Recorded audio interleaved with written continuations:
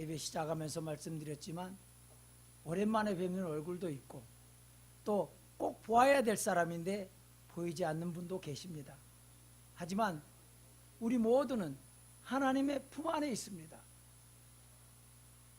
시샘말로 제천대성이라고 칭하는 손오공이 부처님 손바닥 안에 있다는 옛날 말이 있는 것처럼 우리는 그보다 더 가까이 하나님 품 안에, 또한 하나님이 내 안에 거하고 있는 그런 존재들임을 깨닫고 자긍심을 갖고 깊이 있는 감사함으로 기뻐 찬양하며 살아가는 우리 모두가 되기를 원합니다.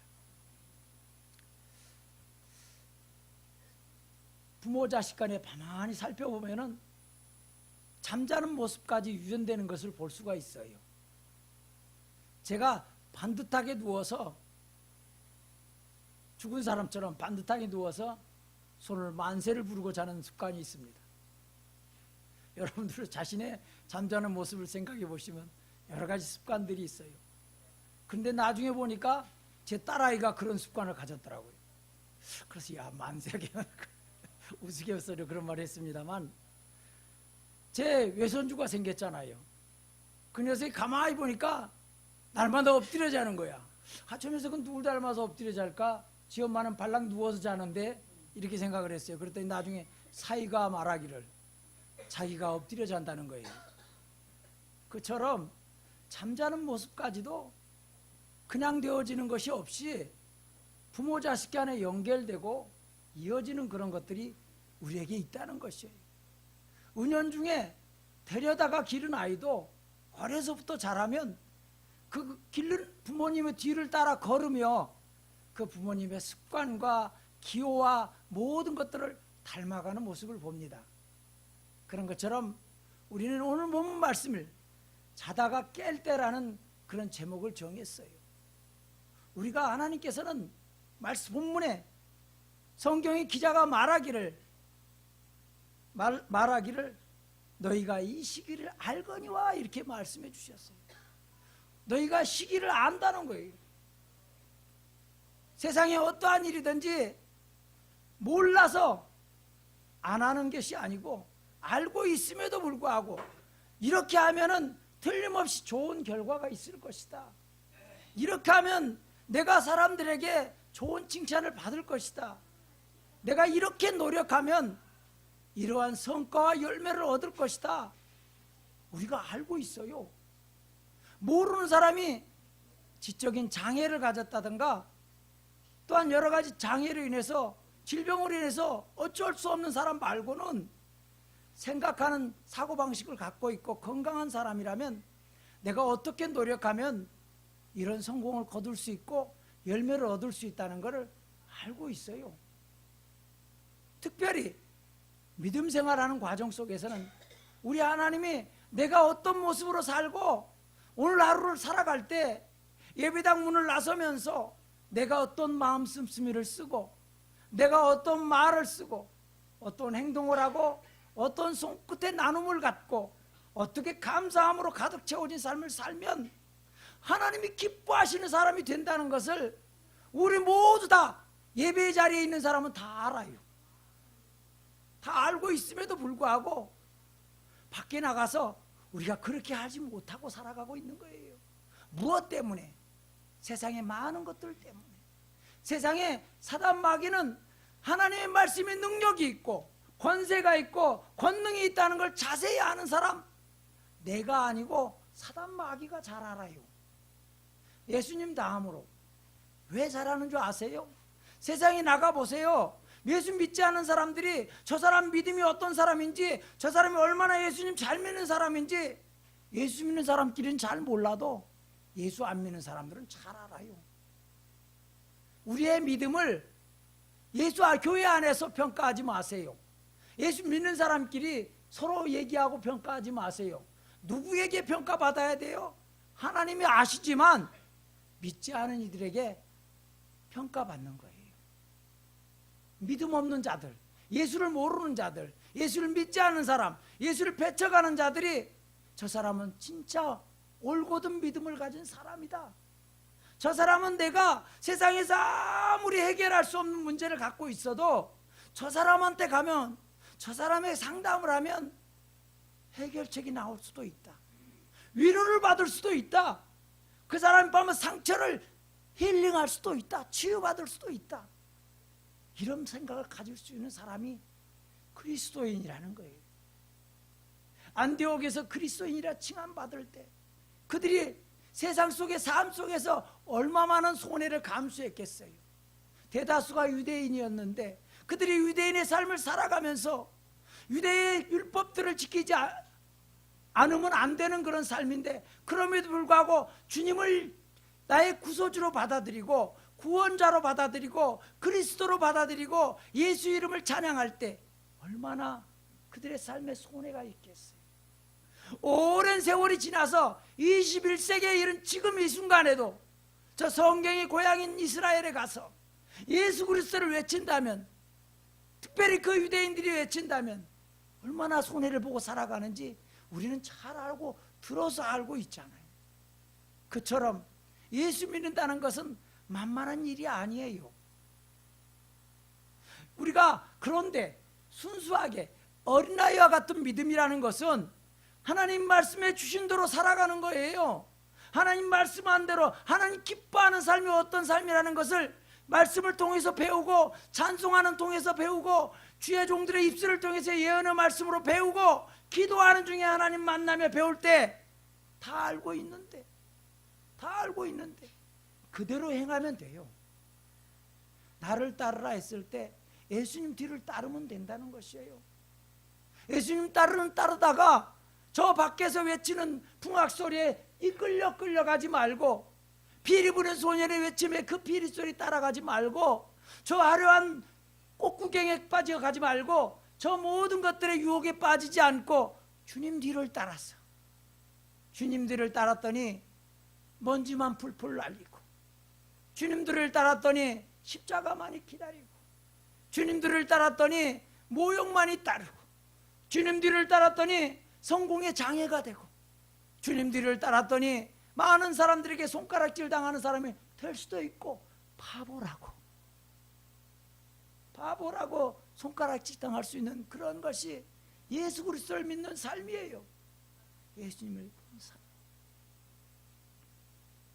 제가 장애인 시설에 사역할 때 많은 사람들이 찾아오는 사람마다 저희를, 그곳에서 일하는 사람들을 천사와 같이 대접을 해줬어요. 말로도. 참으로 어떻게 이런 곳에서 그렇게 함께 일을 합니까? 참 천사와 같으신 분이시네요. 그렇게 말씀을 칭찬해서 그 말을 들을 때마다 저희들은 참으로 부끄럽기 짝이 없었어요. 특별히 저는 오갈 데 없어서 하나님이 여기에 꼭 붙들어 놓으셔서 내가 참 강팍하고 참 비판적이고 참 꼬여있는 사람이고 참 모든 사람들 속에 섞이지 못하는 보편적인 사람 못되고 참 날카로운 사람이었기 때문에 하나님께서 주저앉혀서 사랑하는 아내를 통하고 친구를 통하고 우리 형제 자매들을 통해서 내가 어찌 기도할 수 있겠어요? 기도를 가르쳐주는 사람 없었어요. 하지만 기도할 수밖에 없는 환경 만들어 주셨어요. 안타까운 형제 자매들의 사연을 듣고 기독교 방송을 들었는데, 내 딸이 있다, 내 딸이 있는데 집에서 생활을 못한다, 받아주는 데가 없다, 내가 이곳에 데려왔으니 안 받아주면 대문 앞에 놓고 가겠다. 여러 가지 아픈 사연들을 듣고 보고 하다 보니까 제가 어찌 예배하는 중에 기도하지 않을 수 없겠어요. 하나님은 저를 통해서 저를 강제로 기도하게 해주셨다는 거예요. 강제로 다듬어 주셨어요. 강제로 모난도를 찧어주셨어요.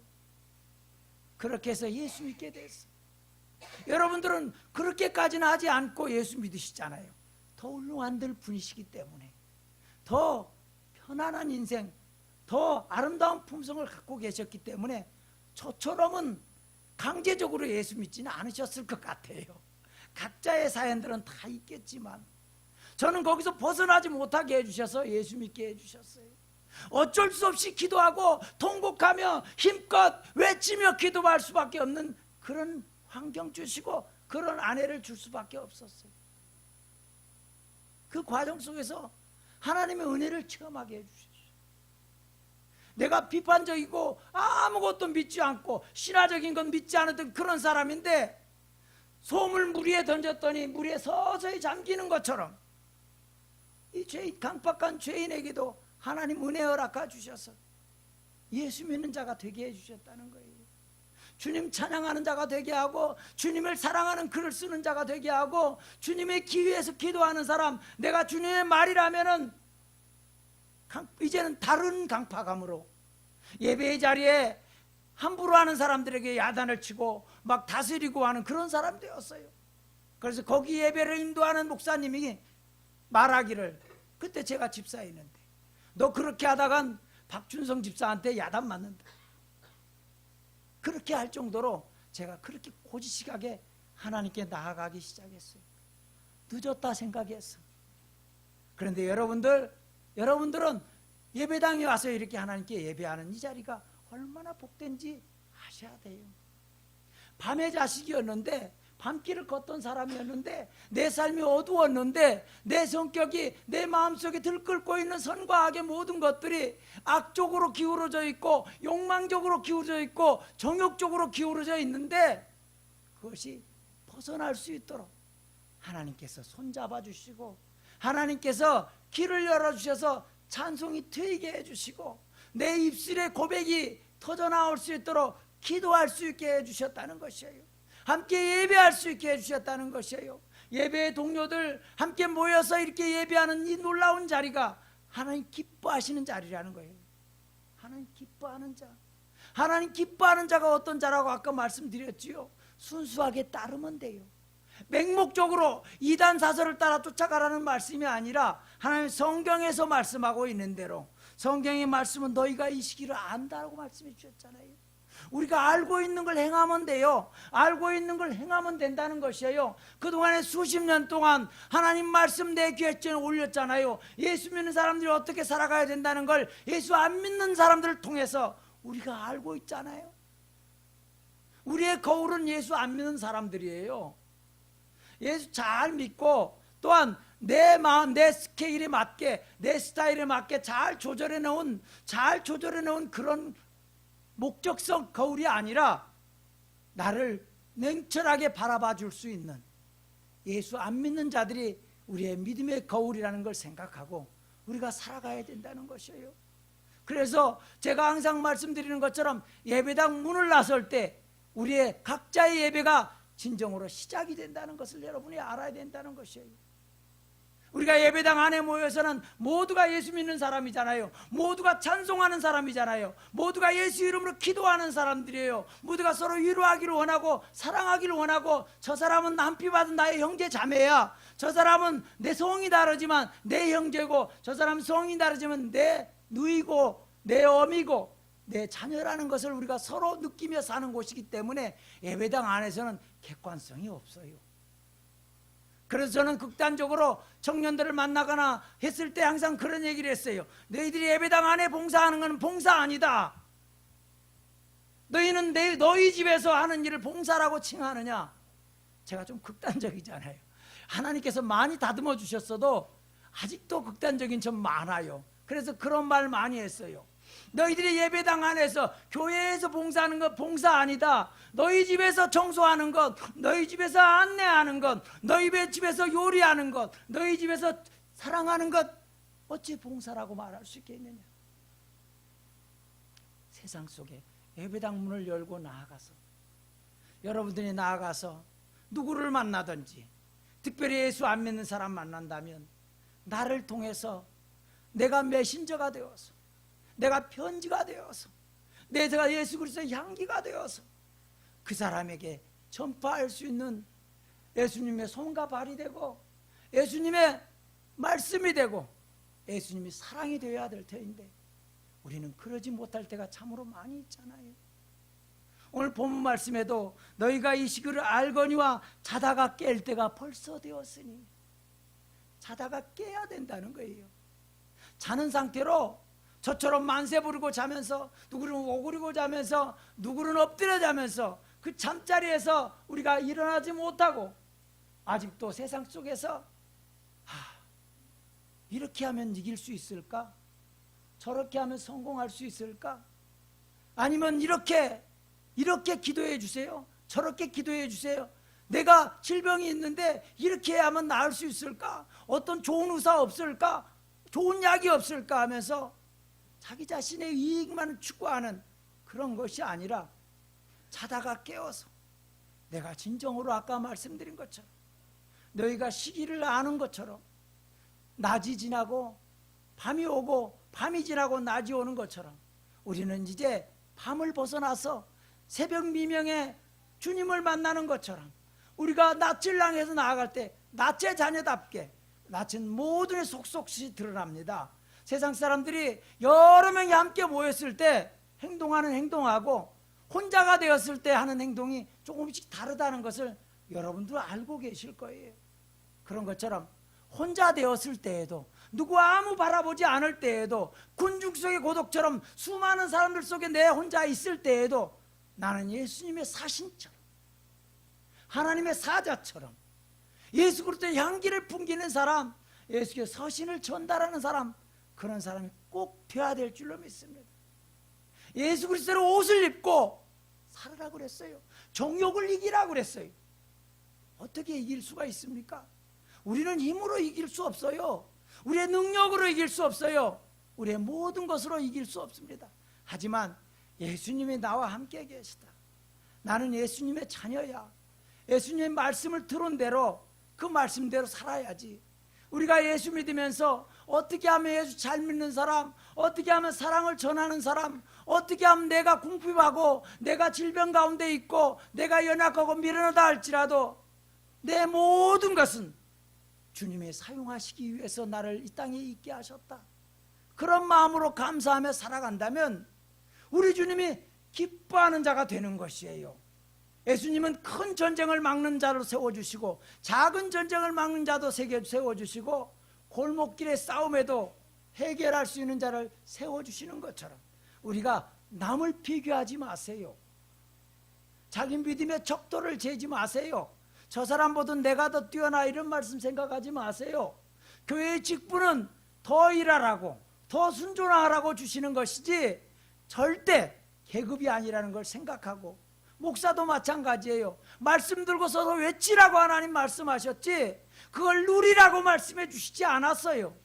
그런 것처럼 여러분들이 하나님 기뻐하시는 사람, 예수님의 옷을 입고, 예수님의 옷을 입으라는 말씀 속에는 큰 의미가 들어있어요. 예수님의 옷을 입고 나아간다는 것은 예수님의 사자로 나아간다는 것이에요. 예수님의 서신서로 나아간다는 것이에요. 예수님의 향기로 나아간다는 것이에요. 우리 모든 믿는 자들을 통해서 우리 예수님이 지금도 일하고 계시고 지금도 함께하고 계시고 지금도 말씀하고 계시다는 걸 여러분이 꼭 믿고 날마다 충만한 가운데 우리는 자다가 깨어서 주님 영광 나타내는 모든 자가 되기를 원합니다. 기도합니다. 전능하신 아버지 하나님 감사합니다. 우리가 이 시기를 앉는 것처럼 아버지 하나님 아는 대로 행할 수 있도록 하여 주옵소서. 예수께서 오라 하실 때 가고 가라 할 때 가고, 예수께서 아버지 하나님 말씀하실 때 그 말씀에 순종하며 나아갈 때 하나님 주님의 영광 가리우지 않고 주님의 영광을 나타내게 될 줄로 믿습니다. 하나님, 우리가 예배당 문을 나서면서 세상 속에 나아가서 예수 그리스도의 향기가 되게 하여 주옵시고 예수님의 편지가 되게 하여 주옵시고 예수님의 그림자, 예수님의 본체가 될 수 있도록 하나님 도와주시기를 간절히 원합니다.